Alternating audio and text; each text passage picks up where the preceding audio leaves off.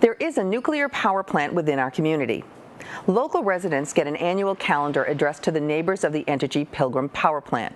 Many people have heard the monthly testing on the area sirens, but do residents know what they are supposed to do if there is an actual emergency at the power plant? The chance of an actual nuclear emergency is slim, but it's important to know what to do if there was one.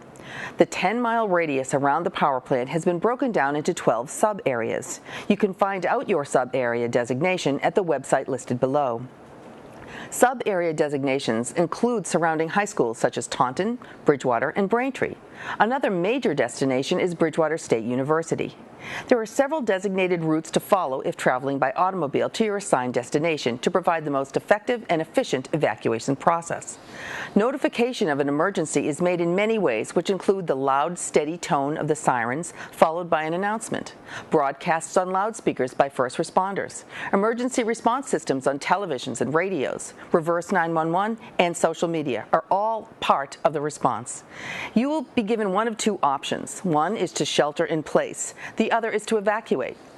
Mass 211 is the number to use when people need information in an emergency.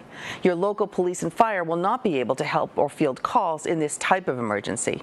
When sheltering in place, all vents and windows should be closed so no outside air can enter the building. All schools and preschools have plans for sheltering in place, as well as evacuating. Make sure to check with your provider for their plans so you know where to pick up your child in the case of an evacuation.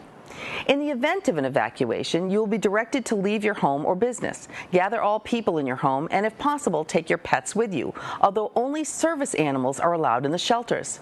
The emergency management instructions might suggest ingesting potassium iodine.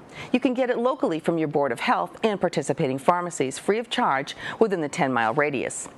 If you cannot drive, there are bus routes in the area.